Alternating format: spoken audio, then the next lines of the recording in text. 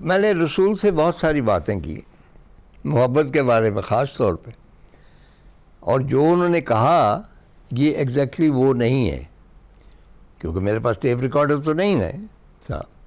ये यूँ समझ लीजिए कि उन्हीं के अंदाज में जो कुछ उन्होंने कहा। तो मैंने पूछा, रसूल मुझे ये बताओ कि मोहब्बत क्या है। तो उन्होंने मुझे देखा 80 बरस की उम्र में, और बेशुमार मोहब्बतें थीं। उन्होंने मुझे देखा और फिर कहा, मोहब्बत माय फ्रेंड एक दाग़िस्तानी उकाब है जो सिर्फ़ एक बार किसी ऐसी चट्टान पर बैठता है जहाँ वो सिर्फ़ एक फूल देखता है जो जर्द है, और एक ऐसी झील को देखता है जो उसने पहले कभी नहीं देखी। एक नादीदा झील और एक मोहब्बत में मुब्तला औरत में फ़र्क नहीं होता माय फ्रेंड मुस्तंसर। और क्या हर शख्स के नसीब में ये मोहब्बत होती है रसूल? मैंने पूछा। नहीं, कोई एक चरवाहा होता है जो अपनी गुमशुदा भेड़ों को तलाश करने जाता है और किसी चरागाह के आखिरी घास के तिनके से परे वो एक ऐसी झील देख लेता है जो पहले वहाँ नहीं थी।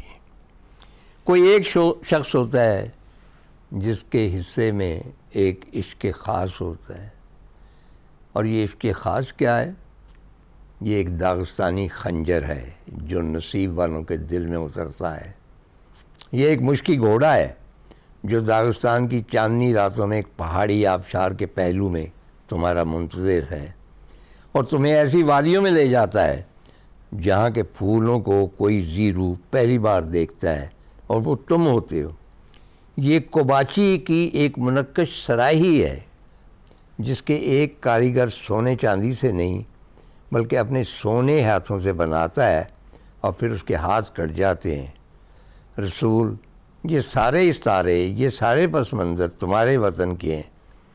मुझे सिर्फ ये बता दो कि मोहब्बत क्या है। ख़वातीन हज़रात, मैंने कहीं कहा था कि बड़ी किताबें तजर्बाकार औरतों की तरह होती हैं। जब तक आप उतने तजर्बाकार नहीं हो जाते तब तक आप उन किताबों को समझ नहीं पाते। रसूल हमज़ा तौफ़ की जो किताब है मेरा दाग़िस्तान, उसके लिए भी तजर्बे की ज़रूरत, उसके लिए भी मोहब्बत की ज़रूरत है, अपनी रवायात से मुंसलिक होने की ज़रूरत है कि सारी की सारी किताब सिर्फ रिवायात के हवाले से, इंसिडेंट्स के हवाले से है।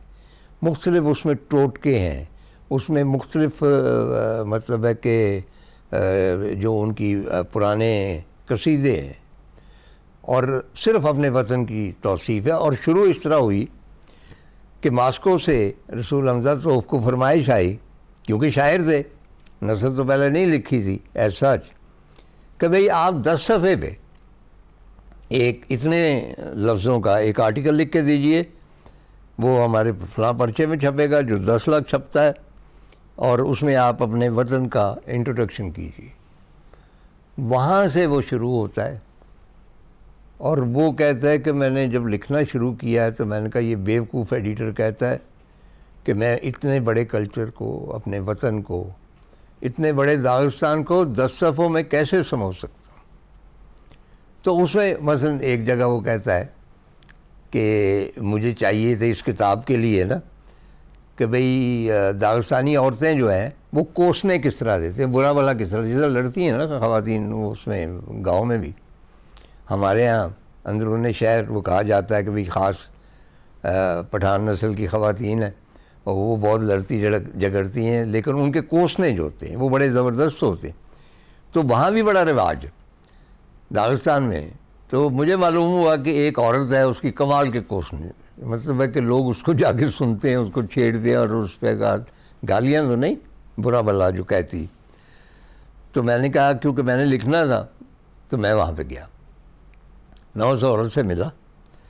तो मैंने कहा कि आप मुझे, मैं आपसे मिलने के लिए आया हूँ। तो उसने कहा, बेड़ा गर्क हो तुम्हारा, मैं इतने अच्छे मूड में बैठी हुई थी, तुम्हें दफन होना नसीब ना हो, तुम्हारा घोड़ा लंगड़ा हो जाए, तुम्हारी देख के चावल जो हैं वो कच्चे रह जाएं, जिस आबशार में तुम नहा रहे हो वहाँ से ऊपर से एक पत्थर आए और तुम हलाक हो जाओ, और अल्लाह करे कि तुम्हें कब्र में भी चैन ना आए, अल्लाह करे तुम। तो फिर उसने कहा कि आए किस लिए हो? तो मैंने कहा कि मेरे आने का मकसद पूरा हो गया। तो बाहर तौर वो जो मैंने फैज़ साहब का हवाला दिया, तो सरे वादी सीना में है, इनका मजमुआ है, आप जानते ही होंगे, नुस्ख़ा वफ़ा। और फैज़ साहब सारी उम्र एक ही पब्लिशर के साथ मुंसलिक रहे, ये थे मकतबा कारवां। मेरा ख़्याल है कि अनारकली के कोने पर थे, और ऐसे ही उनकी को लिखाई छुपाई भी अच्छी नहीं हुआ करती थी। फैज़ साहब की ओरिजिनल जो पहले किताबें हैं वो हार्ड बाउंड भी नहीं होती, लेकिन ये भी नुस्ख़ा वफ़ा कारवां वालों ने ही छापा हुआ है। यानी ये फैज़ साहब की वफ़ा की एक मिसाल है।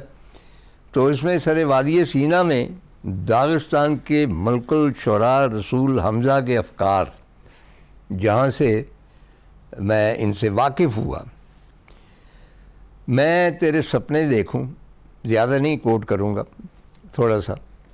बरखा बरसे इस छत पर मैं तेरे सपने देखूं, बर्फ़ गिरे पर्वत पर मैं तेरे सपने देखूं, और सुबह की नील पर ही मैं तेरे सपने देखूं, और कोयल धूम मचाए मैं तेरे सपने देखूं, शबनम के मोती दहकें मैं तेरे सपने देखूं, इस प्यार में कोई धोखा है, तू नार नहीं कुछ और है शय, वरना क्यों हर एक समय मैं तेरे सपने देखूं। अच्छा ख़वातीन और हज़रात, ये लगेगा कि ये कोई पाकिस्तानी शायर है, उर्दू का शायर, क्योंकि तर्जुमा फैज़ साहब ने किया, उन्होंने अपनी जो है ख़ास तरीका उससे किया है, लेकिन मुझे यकीन है कि जो ओरिजिनल लैंग्वेज में है उसका इम्पैक्ट ज़रा सा ये ज़्यादा रोमांटिक हो गया। तो मेरा जो फेवरेट है भाई है, उसका उन्वान।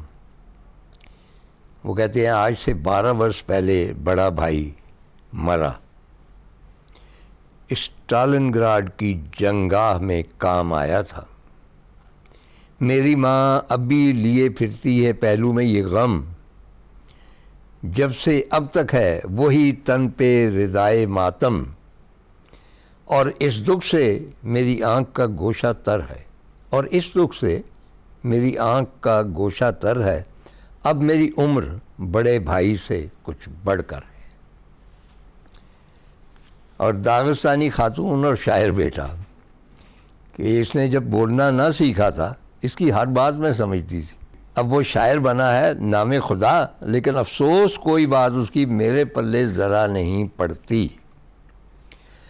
तो बहरहाल इसमें और भी बहुत सारी अच्छी नज़में हैं, लेकिन एक शेर उसका उन्वान है कतवा बस, कि जवां मर्दी उसी रिफत पे पहुंची, जवां मर्दी उसी रिफत पे पहुंची जहाँ से बुज़दिली ने जस्त की थी।